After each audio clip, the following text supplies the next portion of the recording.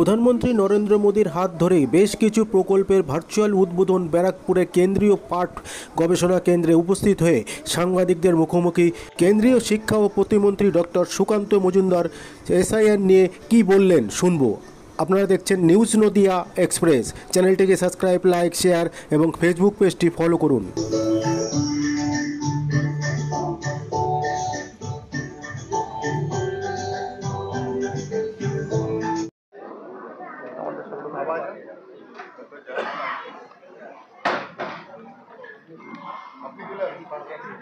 এমন হলো যে সেই কীটনাশক দেওয়ার ফলে আমাদের অনেক কিছু হারিয়ে গেল। কি কি হারিয়েছে আপনারা আমার থেকে ভালো জানেন। আগে ধানের জমিতে মাছ পাওয়া যেত, সেই মাছ আর পাওয়া যায়, আর সেই মাছ পাওয়া যায় না, কারণ ওই যে কীটনাশক আমরা দিচ্ছি সেই কীটনাশকের ফলে ওই মাছগুলো আর বাঁচে না। আমরা আগে কাঁকড়া ধরতাম ছোটবেলায়, ধানের জমি যখন শুকিয়ে কি পাওয়া যায় না কাঁকড়া, এখন আর পাওয়া যায়, এখন আর পাওয়া যায় না কাঁকড়া। ওই কাঁকড়ার টেস্ট আলাদা, আর ওই বাজারি কাঁকড়া যেটা পাওয়া যায় ওটার টেস্ট হবে না। তো এই ধরনের বিভিন্ন জীব জন্তু এরা থাকতো এবং সেটা এখন আর পাওয়া যায় না। তার ফলে কি হচ্ছে, সরকার টাকা দিতে চাইছে কিন্তু আমাদের রাজ্য সরকার নিতে চাইছে না। তার ফলে এই প্রকল্পগুলোতে আমরা আমাদের লাভ পাচ্ছি না। আমাদের মাননীয় প্রধানমন্ত্রীর নেতৃত্বে ওয়েস্ট বেঙ্গলে আপনারা জানেন কৃষক যারা আছেন তারা প্রধানমন্ত্রী কৃষক সম্মান নিধি পান। পশ্চিমবঙ্গে প্রায় 12,362 কোটি টাকা এখনো পর্যন্ত দেয়া হয়েছে। আর লাস্ট যে ইনস্টলমেন্টটা যেটা আমি ব্যারাকপুরে ছিলাম বললাম, সেই ইনস্টলমেন্টে 942.92 কোটি টাকা পশ্চিমবঙ্গের কৃষকদেরকে অ্যাকাউন্টে দেওয়া হয়েছে। 2000 করে দেওয়া হয়, আপনারা জানেন বছরে 3 বার 6,000 টাকা দেওয়া হয়। শুধু তাই নয়, এছাড়াও আমাদের এখানে 2025-এ 3 জুলাই প্রায় 2,565 কোটি টাকা খরচ করে স্যাংশন করেছে কেন্দ্র সরকার। কিসের জন্য? প্রায় 6,033 খানা কৃষি প্রজেক্ট এই রাজ্য সরকারকে দেওয়া হয়েছে, যেটাকে বলা হয় এগ্রিকালচারাল ইনফ্রাস্ট্রাকচার ফান্ড, অর্থাৎ এগ্রিকালচারের পরিকাঠামো তৈরির জন্য এই কেন্দ্র সরকারের তরফ থেকে 2,565 কোটি টাকা 2,565 কোটি টাকা রাজ্য সরকারকে দেওয়া হয়েছে, যেন তারা এগ্রিকালচারের পরিকাঠামো এই গোটা রাজ্য জুড়ে তৈরি করে। শুধু তাই নয়, এখন একটা গোটা দেশ জুড়ে মৌমাছি পালনের একটা অভিযান চলছে, তার নাম হচ্ছে national beekeeping and honey mission, সংক্ষেপে হচ্ছে NBHM। বি মানে হচ্ছে মৌমাছি, বি কিপিং মানে হচ্ছে মৌমাছি পালন, আর হানি মানে তো আমরা সবাই জানি মধু। তো এই যে প্রকল্প চলছে, এই প্রকল্পে পশ্চিমবঙ্গে 19টা প্রজেক্ট এখনো পর্যন্ত স্যাংশন হয়েছে, যাতে কেন্দ্র সরকার 1,902.09 লক্ষ টাকা সেই টাকা কেন্দ্র সরকারের তরফ থেকে দেওয়া হয়েছে। তা আমরা চাই যে এই প্রকল্পগুলো যেন আরো বেশি করে নিচু তলার কৃষকদের কাছে পৌঁছো। সেই নিচু তলার কৃষকদের কাছে পৌঁছলে পরে তাহলে করে কৃষকদের লাভ হবে। রাজ্য সরকারের তরফ থেকে অনেক সময় আপনারা দেখেছেন আমাদের দেওয়া হয়, যন্ত্রপাতি দেওয়া হয়, কৃষি যন্ত্রপাতি অনেক সময় ফ্রিতে দেওয়া হয়। ARO তরফ থেকে এগ্রিকালচারাল অফিসার যিনি থাকেন তার অফিস থেকে দেওয়া হয়, কখনো ব্লক থেকে দেওয়া হয়। সেটাকে বলা হয় হচ্ছে, সেটা হাতেও কেন্দ্র সরকার টাকা দেন। গোটা পশ্চিমবঙ্গে প্রায় এখনো পর্যন্ত 1,997টা এগ্রিকালচারের এরকম যন্ত্র কৃষকদেরকে গোটা পশ্চিমবঙ্গ জুড়ে নরেন্দ্র মোদীর তরফ থেকে কেন্দ্র সরকারের তরফ থেকে দেয়া হয়েছে।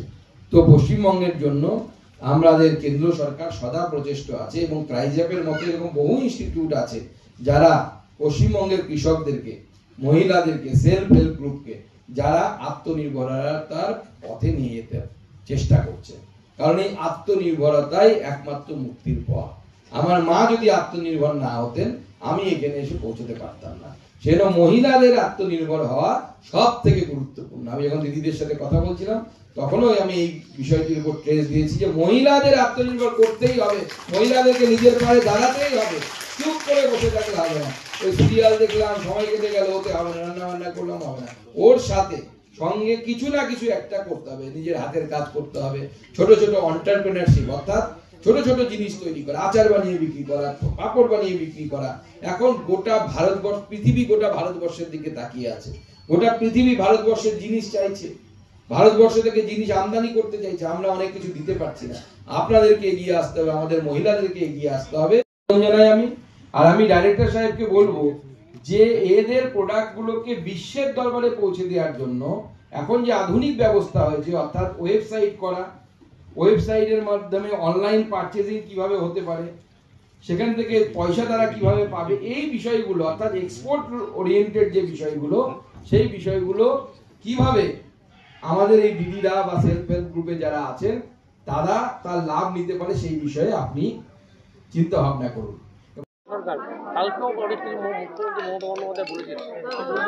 দেখুন, ছোটবেলায় গল্প পড়েছিলেন বা শুনেছিলেন যে রাক্ষসের প্রাণ, পুকুরের মধ্যে একটা তাল গাছ আছে, সেই তাল গাছের মধ্যে ছোট কৌটো আছে, সেই কৌটোর মধ্যে একটি ভোমরা আছে, সেই ভোমরার মধ্যে রাক্ষসের প্রাণ থাকে।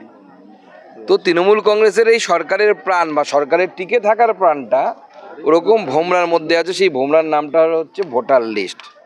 মৃত ভোটার, শিফটেড ভোটার, অর্থাৎ অন্য রাজ্যে চলে গেছে এরকম ভোটার, এবং বাংলাদেশ থেকে আসা বা মায়ানমার থেকে আসা রোহিঙ্গা মুসলিমদের ভোটার, বাংলাদেশি মুসলিম তাদের নাম। তো স্বাভাবিক, যখন ওই ভোমরাকে মারা হয়েছিল, রাক্ষস মরে যাচ্ছিল, তো চেঁচামেচি করছিল রাক্ষস।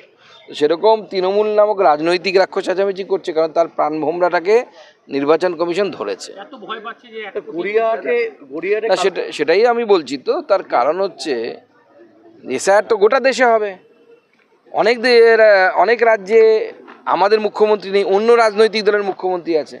কোনো মুখ্যমন্ত্রী দেখবেন বিরোধিতা করেছে, কিন্তু মমতা বন্দ্যোপাধ্যায় বা তার দল যেভাবে বিরোধিতা করছে, মানে সেই ধরনের বিরোধিতা কিন্তু কোনো রাজনৈতিক দলের কোনো মুখ্যমন্ত্রী করেননি। শুধুমাত্র মমতা বন্দ্যোপাধ্যায় করছেন, কারণ তারা যেতেই হচ্ছে এই ফেক ভোটিংয়ের মাধ্যমে, অর্থাৎ ভোট চুরির মাধ্যমে।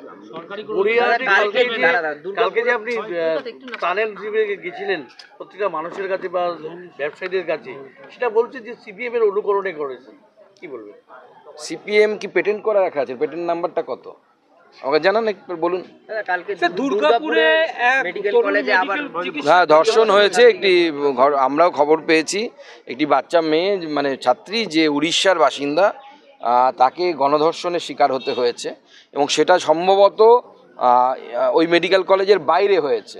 অর্থাৎ বাইরে হয়েছে মানে এটা কিন্তু পুরোটাই ল অ্যান্ড অর্ডারের উপর আরেকবার প্রশ্ন উঠে গেল।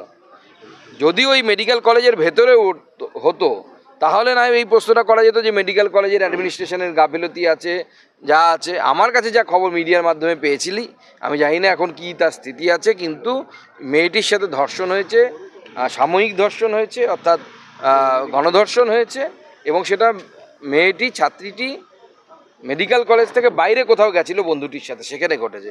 অতএব ল অ্যান্ড অর্ডারের প্রতি আরেকবার প্রশ্নচিহ্ন উঠে গেল। সৌগত রায় কালকে বিজয়া সম্মেলনীতে বলেছেন যে দলটা শহীদদের দল ছিল, কিন্তু নতুন প্রজন্মের যারা নেতা তারা কামিয়ে খাওয়ার দল বানিয়ে ফেলেছে, এবং উৎসব বন্ধের তিনি নির্দেশ দিচ্ছেন যে উৎসব বন্ধ করা হোক। রাজনৈতিক সেন্স হারিয়ে যাচ্ছে। না, ওনারাই তো বানিয়েছেন এই সমস্ত নেতাদেরকে। এই ওনার সাগরেদ বরুণ নট্ট একসময় রীতিমতো সেলুনে চুল কাটতেন, তাতে কোনো ক্ষতি নেই, সম্মানের কাজ এটা একটা। কিন্তু সে এখন কত কোটি টাকার মালিক বলুন। আমার বক্তব্য একটাই, সব নাপিত ভাইরা, সব নরসুন্দররা যারা চুল কাটেন, তাদেরকে এই পদ্ধতিটা বলে দিক না, তাহলে পরে সবাই বড় লোক হয়ে যায়। আমার অন্য জায়গায় আপত্তি নেই, আমরা এরকম থাকলে আমাদের চলবে। কিন্তু তার মতো যারা সেলুন চালান, তাদেরকে সবাইকে যদি উনি পদ্ধতিটা বলে দেন যে কিভাবে ওখান থেকে এত বড় লোক হওয়া যায়, তাহলেই হয়ে যাবে। আমি বলে দিয়েছি, এগরোল মিনিস্টার, ওনার নামই তো এগরোল মিনিস্টার সুজিত বসু। দলকে নির্দেশ দিয়েছে উৎসব বন্ধ, উৎসব করলে পলিটিক্যাল সেন্স নষ্ট হবে, সামনেই ভোট ইলেকশন, কি বলবেন?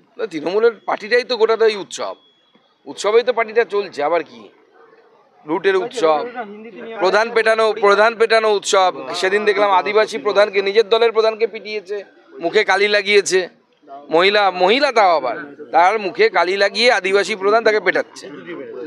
কি বলবো আর, এখন তৃণমূল বাঁচাও অভিযান তৃণমূলকে শুরু করতে হবে। কালকে 20 ঘন্টা তল্লাশি হয়েছে, রাত 1:30 পর্যন্ত তল্লাশি হয়েছে। এরপর ইডি তল্লাশির পরও কি কোনো পদক্ষেপ হবে? সেটা ইডি বলতে পারবে, সেটা আমি বলতে পারবো না কি তল্লাশি করেছে।